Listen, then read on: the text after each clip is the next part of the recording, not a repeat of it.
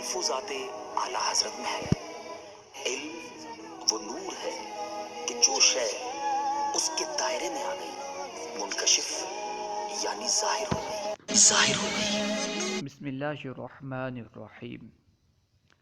الحمد للہ عز وجل۔ ہم النحو الکبیر پڑھ رہے ہیں۔ آج ہم انشاءاللہ عز وجل النحو الکبیر سے فعل کے معمولات کے تعلق سے جانیں گے۔ فعل کے معمولات کتنے ہیں اور کون کون سے ہیں، یعنی فعل کتنی چیزوں پر عمل کرتا ہے، انشاءاللہ عز وجل اسے جانیں گے۔ آئیے شروع کرتے ہیں۔ سبق نمبر 27، فعل کے معمولات، ان کی تعریفات اور ان سے متعلقہ ضروری باتیں۔ اس سبق میں ہم صرف فعل کے معمولات جانیں گے، ان کی تعریفات اور ان سے متعلقہ ضروری باتیں انشاءاللہ عز وجل آگے کے اسباق میں پڑھیں گے۔ فعل کے معمولات۔ فعل درجہ ذیل 8 چیزوں پر عامل ہو سکتا ہے۔ فعل 8 چیزوں کا عامل ہو سکتا ہے، 8 چیزوں پر عمل کر سکتا ہے۔ یوں کہیں کہ فعل کے معمولات 8 ہیں۔ نمبر 1، فاعل۔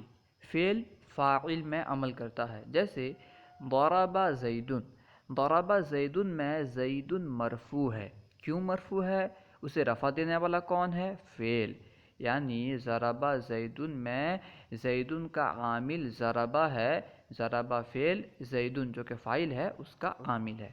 اسی طرح دوسری مثال آپ دیکھ لیں، قام زید۔ قام زید میں بھی زید کا عامل قام فعل ہے، ٹھیک ہے۔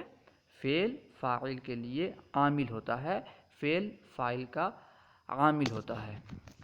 نمبر 2، نائب الفاعل۔ فعل نائب الفاعل میں بھی عمل کرتا ہے، جیسے ضرب زید۔ ضرب زید میں زید مرفوع ہے، زید کو رفع دینے والا کون ہے؟ ضرب فعل۔ ضرب جو فعل مجہول ہے وہ نائب الفاعل یعنی زید کو رفع دے رہا ہے۔ فعل نائب الفاعل کا بھی عامل ہوتا ہے۔ نمبر 3، مفعول بہ۔ فعل مفعول بہ میں بھی عمل کرتا ہے، جیسے ضرب زید عمرا۔ اس مثال میں عمرا منصوب ہے، عمرا کو نصب کون دے رہا ہے؟ ضرب فعل۔ تو معلوم ہوا کہ فعل مفعول بہ میں بھی عمل کرتا ہے۔ نمبر 4، مفعول مطلق۔ فعل مفعول مطلق کے لیے بھی عامل ہوتا ہے، مفعول مطلق میں بھی عمل کرتا ہے، جیسے ضرب زید ضربا، یا پھر قام زید قیاما۔ ضرب زید ضربا میں ضربا، قام زید قیاما میں قیاما۔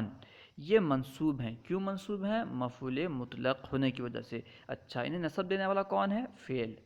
ضرب زید ضربا میں نصب دینے والا ضربا، اور قام زید قیاما میں نصب دینے والا قام ہے۔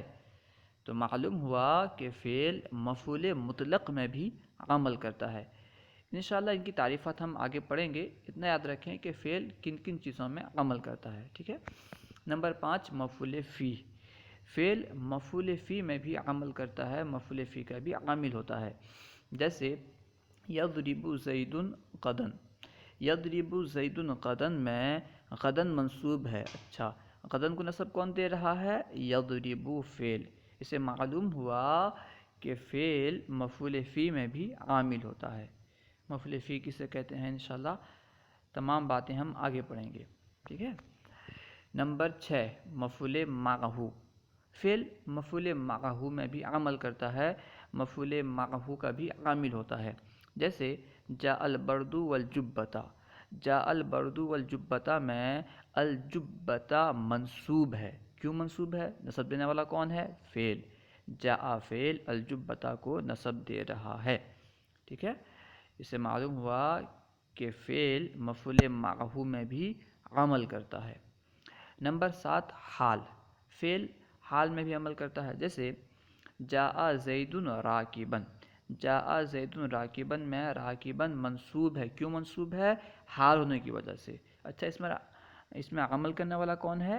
فعل، ٹھیک ہے۔ جاء فعل اس کا عامل ہے۔ تو فعل حال میں بھی عمل کرتا ہے، جاء زید راکبا۔